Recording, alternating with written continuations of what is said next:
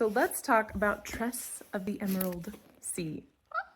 This book. Okay, so I love me some Brandon Sanderson. I have read Mistborn. I started the second book in Mistborn. I started The Way of Kings. I moved when I was reading Way of Kings and lost the book, and I haven't picked it back up yet because there's so many books. I just need to buy it. But I decided to try Tress of the Emerald Sea because some of you suggested it when I asked for like recommendations for romantasy that was clean. I'm trying to prove that there's wonderful romantasy with low spice and no sex on the page, right? And I loved it so much.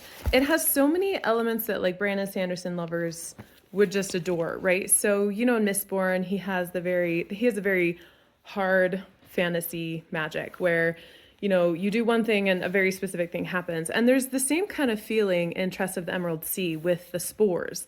And at first I was like, yeah, I don't know how I feel about this, but I ended up really loving it. It was just a really interesting way to do this. And for me, the writing was really on point. If you haven't read any of Brandon Sanderson before, you can totally jump into this book. I've heard some book reviewers say that you probably shouldn't read it if you don't know anything of Brandon Sanderson's Cosmere, but I disagree because I'm not that heavy into Brandon Sanderson stuff yet. I read all of like Firefight and that series. I can't remember. I think that's like the second book in one of his series. Anyway, I read that whole trilogy, but I still really loved it. The point is, the reason they say that is because the narrator is actually a character named Hoyd, H-O-I-D, and you're kind of reading and you get the sense that there's some of the jokes he makes, which I thought were funny, are also a little bit like, I think I'm missing out on something. Like, I think this is buried. So the jokes kind of stand on their own.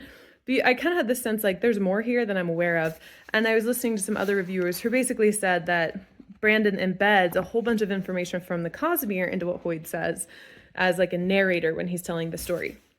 So Hoyd is actually a character that's kind of like, I'm not going to say much, but the narrator Hoyd was maybe the best part of Tress of the Emerald Sea, although I really loved Tress and her story. The reason I loved Hoyd so much is because he just has a really phenomenal voice.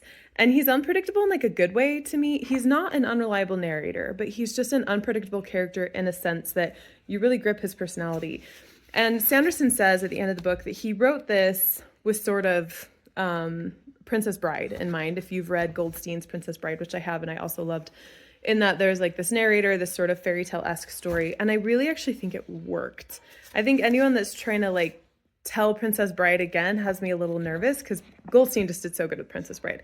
But so did Sanderson. Sanderson did really good with Tress of the Emerald Sea. And so I was really excited about it because I just feel like it landed, he fulfilled, and I'm really excited about Tress of the Emerald Sea.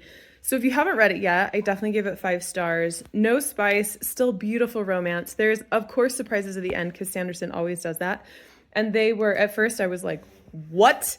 But then I thought about it, I was like, oh, this is so perfect. So for me, it delivered. I've heard some people say that Tress of the Emerald Sea is slow or they couldn't handle it or they didn't like it, but I really loved it. There are some moments where Hoyd kind of like just talks, not really just talks, but he like shares thoughts that kind of talk to what Tress is learning.